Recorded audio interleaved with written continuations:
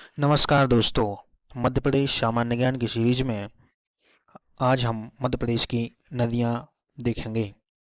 दोस्तों, यह आपका अपना चैनल है, सब्सक्राइब अवश्य करें, वीडियो को लाइक करें।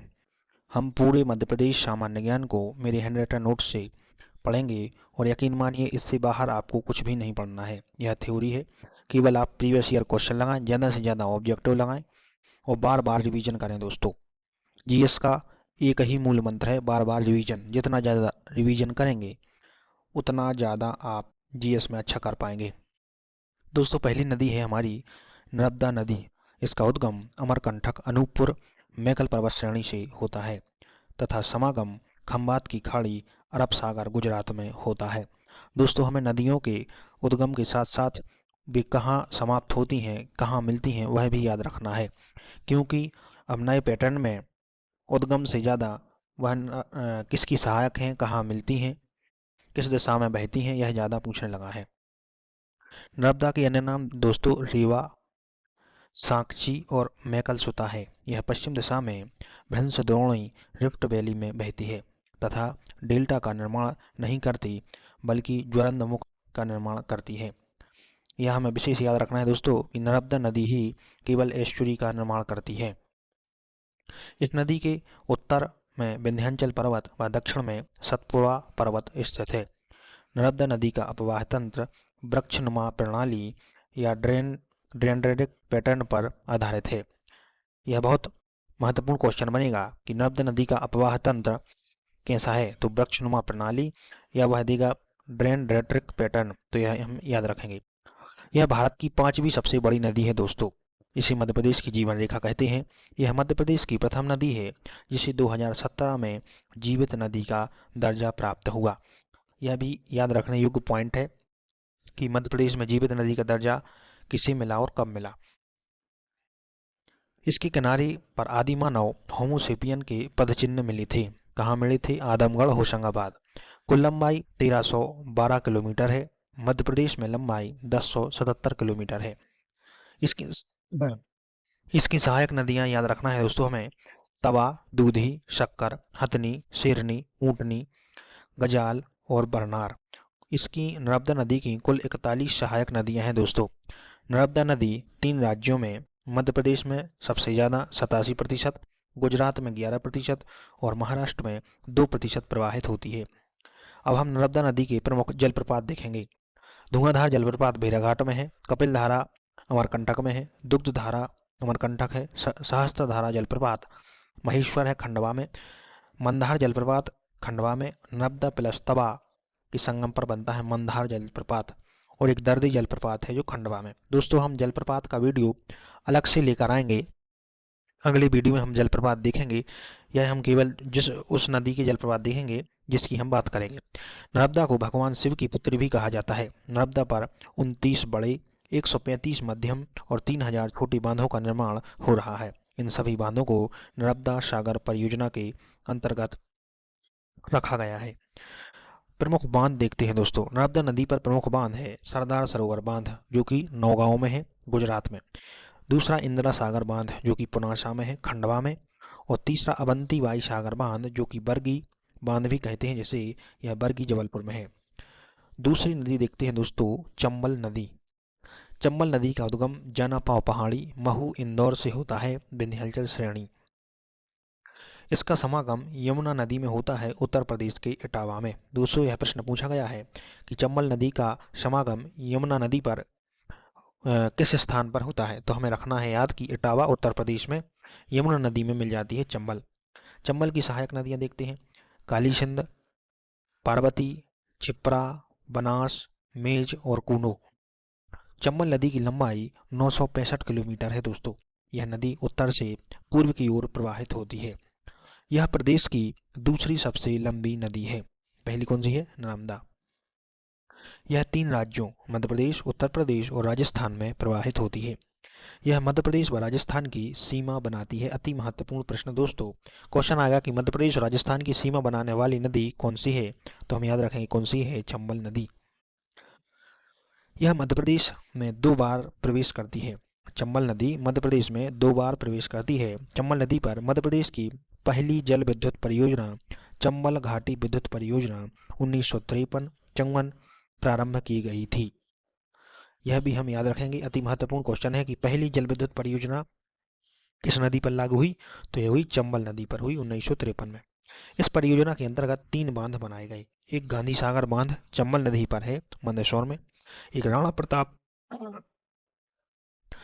प्रताप सागर बांध चंबल नदी पर चित्तौड़ में है, और जवाहर सागर बांध चंबल नदी पर कोटा में है।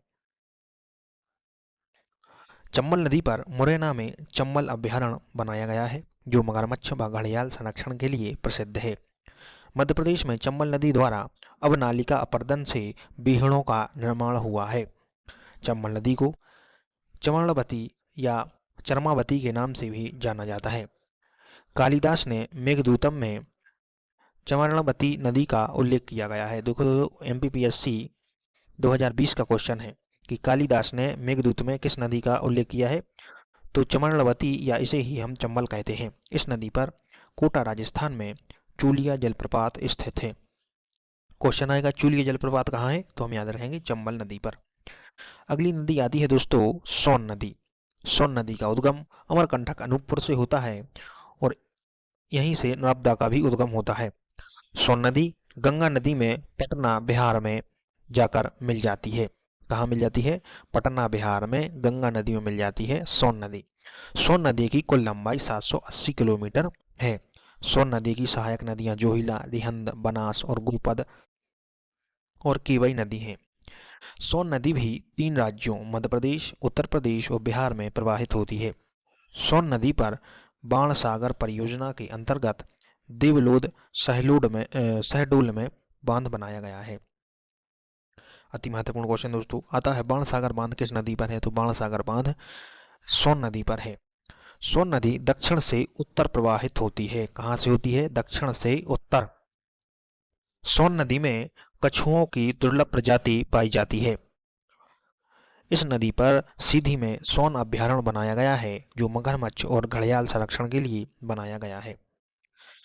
अगली नदी आती है ताप्ती नदी। ताप्ती नदी का उद्गम मुल्ताई, सतपुड़ा श्रेणी, बैतूल से होता है तथा समागम खम्बात की खाड़ी गुजरात में होता है। ताप्ती नदी की कुल लंबाई 724 किलोमीटर है। ताप्ती नदी की सहायक नदियां पूर्णा, गिरना, गोमई, बोरी और अमरावती और सिपना है। ताप्ती नदी भी 3 राज्यों में प्रवाहित होती है, मध्य प्रदेश, महाराष्ट्र, गुजरात में प्रवाहित होती है। ताप्ती नदी नर्मदा की समांतर पश्चिम दिशा में रिफ्ट वैली में बहती है। ताप्ती नदी भी डेल्टा का निर्माण नहीं करती, बल्कि एस्चुरी का निर्माण करती है। ताप्ती नदी के किनारे बुरहानपुर, मुल्ताई, भुसावल और सूरत शहर है। हमें शहर भी याद रखने हैं, हालांकि मैं इसका अलग से वीडियो लाऊंगा, लेकिन अभी नदियों के साथ साथ हमें थोड़ा थोड़ा ध्यान रखना है कि बुरहानपुर, मुल्ताई, भुसावल और सूरत ताप्ती नदी के किनारे स्थित हैं। अगली नदी आती है तवा नदी। तवा नदी का उद्गम कालीभीत पहाड़ी, महादेव पर्वत श्रेणी, पचमणी से होता है तथा समागम नर्मदा नदी होशंगाबाद में हो जाता है। तवा नदी की लंबाई 172 किलोमीटर है। तवा नदी पर प्रदेश का सबसे लंबा बांध तवा बांध निर्मित है। प्रदेश की सबसे छोटी नदी तवा नदी है, यह भी हम साथ साथ याद रखेंगे।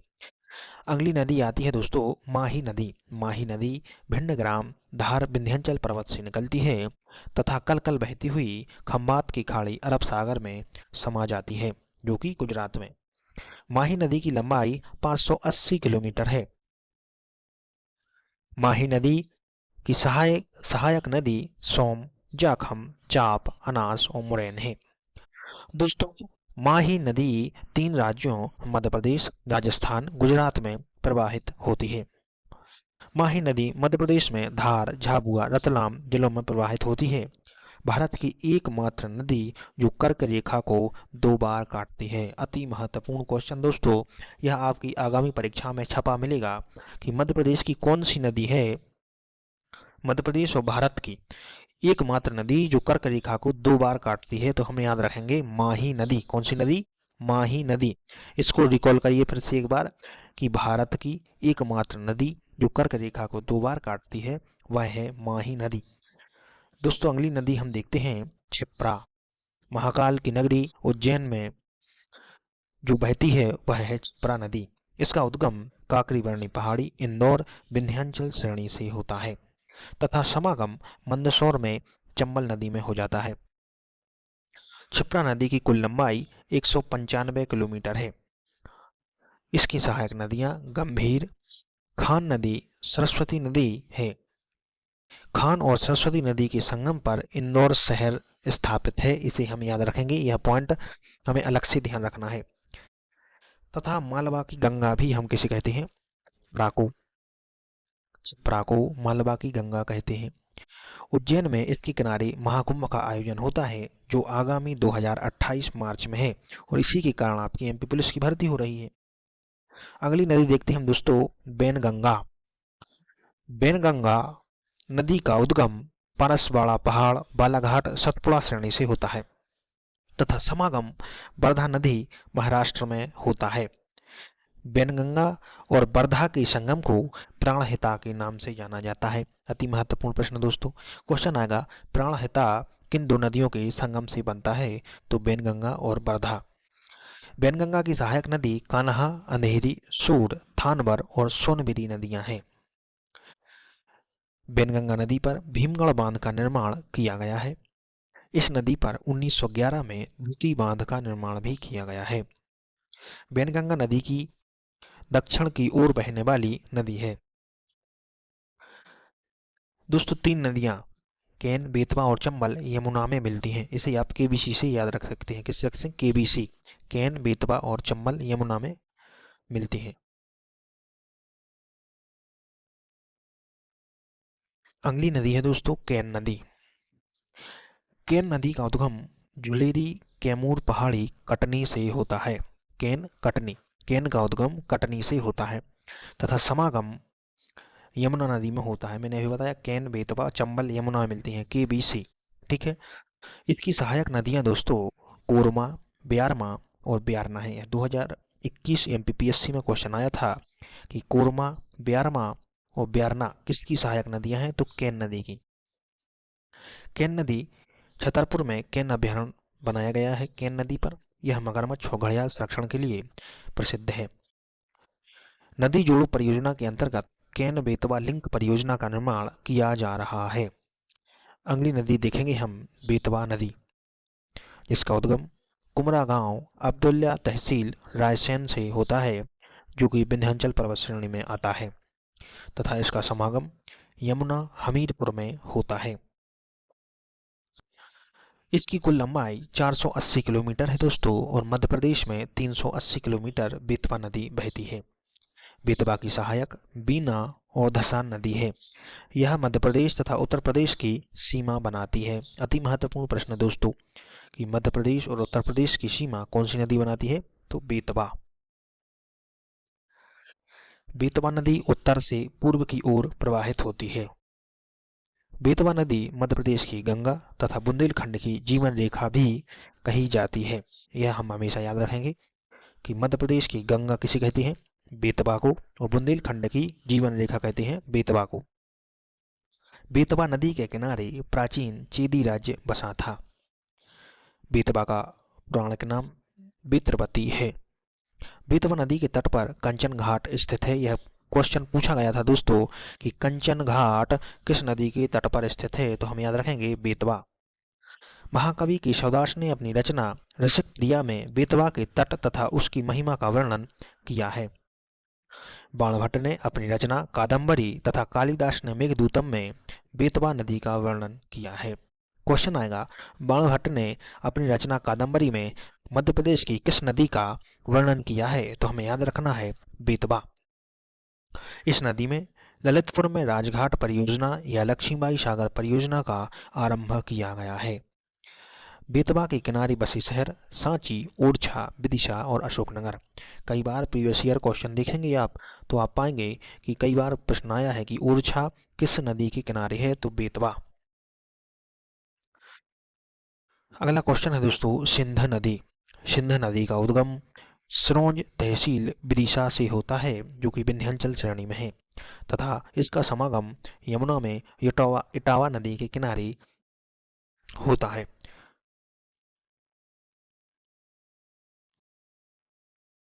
इसकी लंबाई 470 किलोमीटर है तथा मध्य प्रदेश में 461 किलोमीटर बहती है हमारी सिंध नदी। सिंध नदी की सहायक नदियां पार्वती, पहुज, कुंवारी और माहुर हैं।